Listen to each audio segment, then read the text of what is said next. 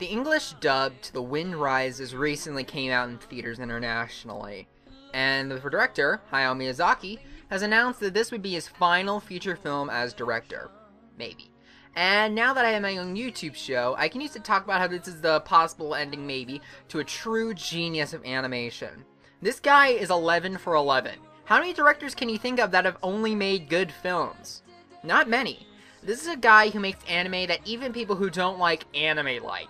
Miyazaki is pretty much Japan's Walt Disney, and I'm gonna honor this master with a countdown of all of his movies. Let's stop stalling and get on with it. These are the top 11 Hayao Miyazaki films.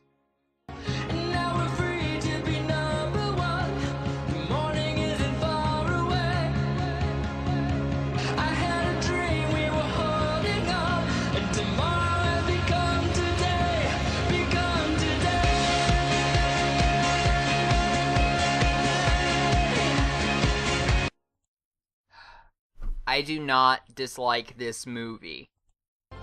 We've all been waiting for you. The whole world is out of balance. I think that this is a perfectly fine kids movie. But I think my main problems with Ponyo is twofold. The first one is that it feels more like a kids movie than a family movie. It's not that it can't appeal to adults, but it feels like it was made to entertain kids. My second issue, and I know that this is going to sound really odd considering what Hayao Miyazaki has made, but this movie just seems really weird. I don't know if this is just the fault of the English dub, but there's something off about the dialogue. I just don't feel waves of pure realism emanating from these characters, is what I'm saying. But I don't think that this is a bad film by any stretch. It's charming, it's cute, and this movie's animation is absolutely spectacular. Some of the best I have ever seen in my life. Ponyo is good, but not great. And if that's the worst you can get, you know you got a good director.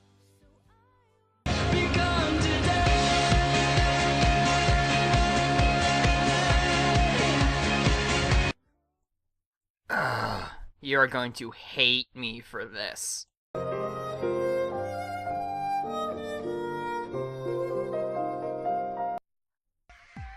Yes, I'm putting one of the most cherished movies ever made near the bottom. And I get why people love this film so much. I felt the charm, I felt the wonder. There were moments when I felt like I was a kid again. But I think it was a bit of a slog to get there. For like 20 minutes, we just watched two kids that aren't very interesting do things that aren't very interesting. And I know that this is going to sound mean, but they're also pretty annoying. They do a lot of screaming. But I think it is all worth it when we get to the scenes with Totoro. I completely understand why this is pretty much the Japanese Winnie the Pooh.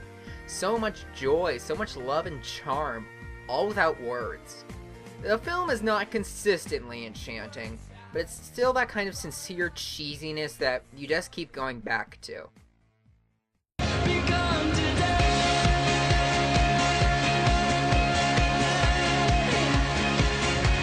Michael Keaton as a pig? Yeah, I'll believe that when pigs fly.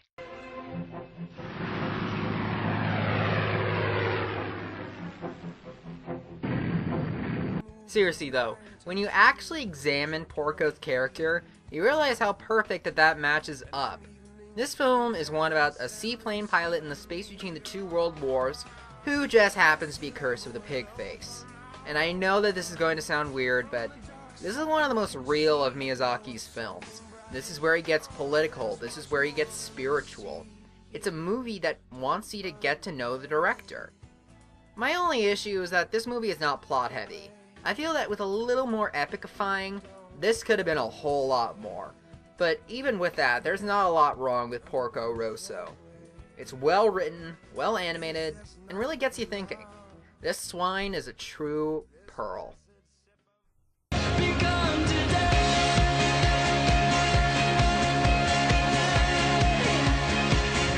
I couldn't really think of a segue, so remember that chick from Drag Me to Hell? She's in this one. To understand, it's too late. There's no turning back now. This is a post-apocalyptic sci-fi film about a world that is slowly being consumed by a poisonous jungle and bugs the size of houses. In it, we unravel the story of just how far humanity will go to fight back. And as the story progresses, we see that maybe the poison jungle isn't so bad after all. Nausicaa is one of the best main characters Miyazaki has ever made. She strikes a great balance between strong and vulnerable. And with female characters, that's a hard mark to meet. I also adore the art designs in this.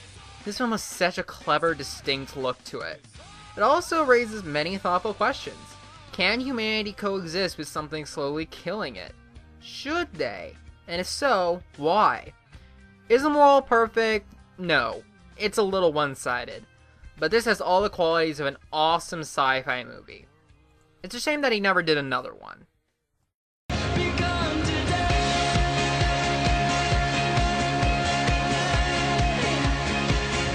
Fun fact, this is the only Miyazaki movie that I saw as a kid.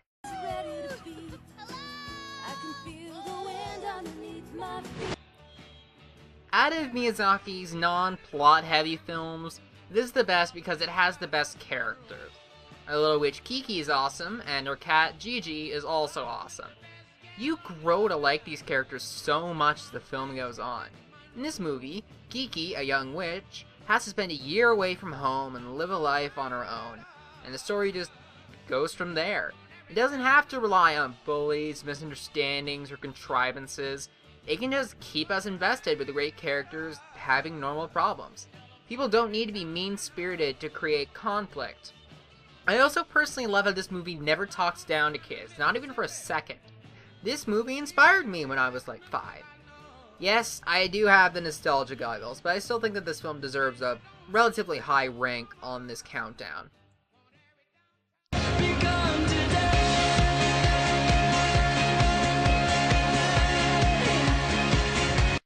Let's take a journey to a place that doesn't really exist.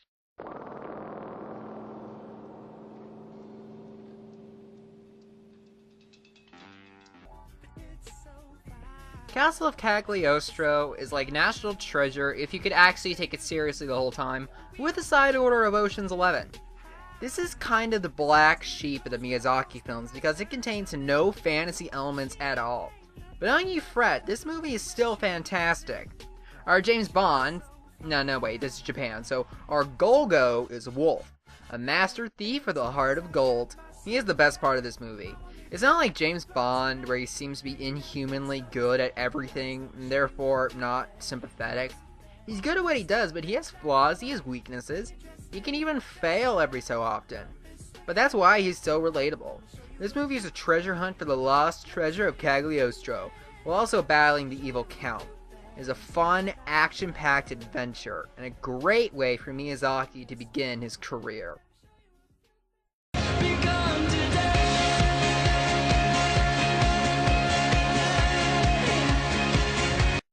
Now that we're in the top 5, we're getting into the really good stuff. It's Laputa, a floating island. An island that floats in the sky? Yep. Most people think it's just a legend, but my dad actually saw it. Castle in the Sky is about, well, a castle in the sky, as well as the search thereof. As the movie goes on, the question goes from, can we find the castle in the sky, to, should we find the castle in the sky? Not only does this film have excellent animation, great characters, and a well-written plot, this movie is a true testament to how great of a director Miyazaki really is. It's rare to come across a film with such a good control over its atmosphere. This movie has a fast pace, but still takes its time to build a world around it. It knows what story it wants to tell and how they're going to tell that story. This movie is a good thriller, fantasy, mystery, and love story all wrapped up into one. This is one lost city I'm glad that I found.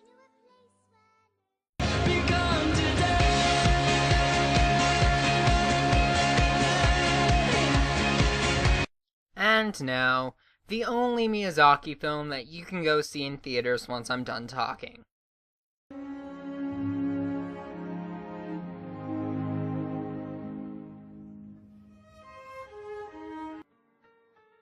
I literally just saw this movie yesterday. You would not believe the crap I had to go through to get there, but it was totally worth it.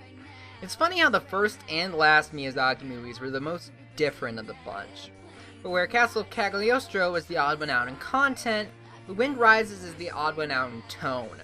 This is the artsiest of his movies, and uses that tone to tell the story very well.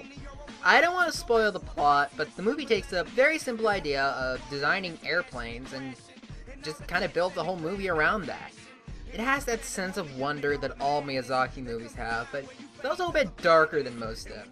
This movie has heartbreak, disasters, disease, disappointment, and tragedy, but it's delivered in a balanced way. It works great, and is a wonderful way to land Miyazaki's high-flying career.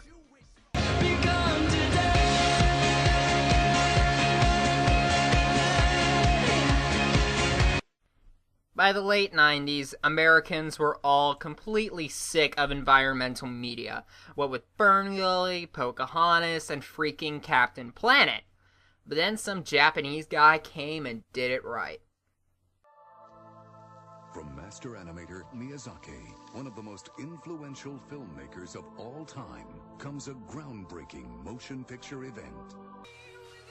If you took Nausicaa, The Valley of the Wind, and ironed out all the kinks, you would get Princess Mononoke. This is one of the true epics, telling the story of humanity in the forest, battling one another in their quest to get by. This is a balanced environmental message with this weird new concept like mortal grayness. I would also like to say that the animation in this film is astounding. The line work, the colors, the seamless integration of CGI, it all works. If Pocahontas is really smart with his morals, it would be Princess Mononoke.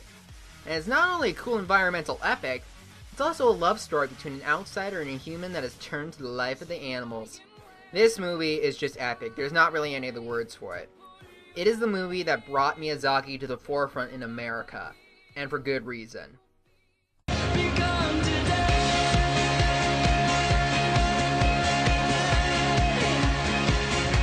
Besides animation, wonder, mystery, and action, the following film proved that Miyazaki was a master of romance.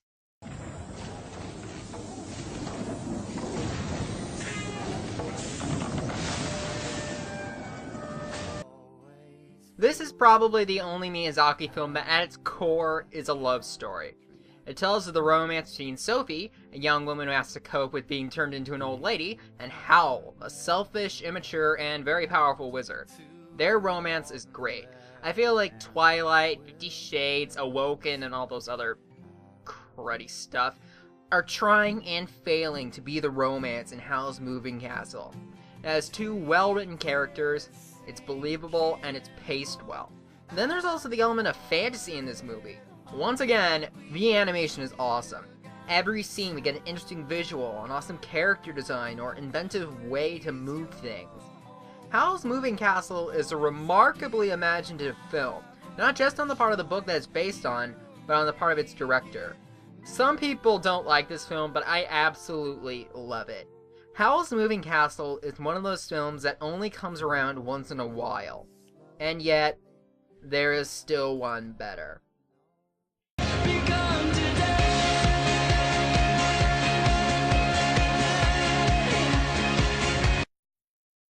There could have been only one #1 film.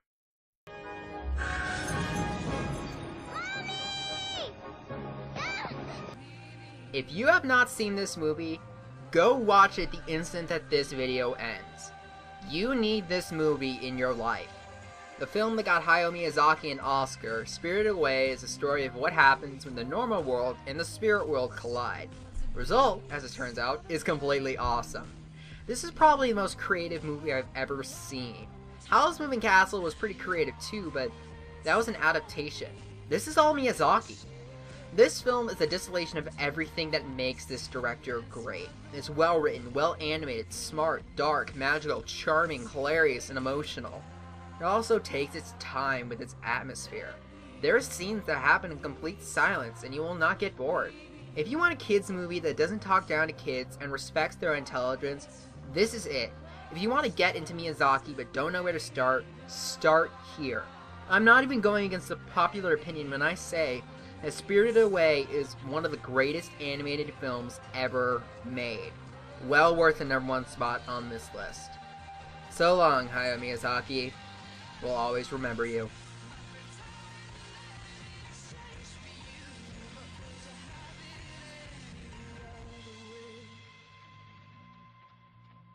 you have it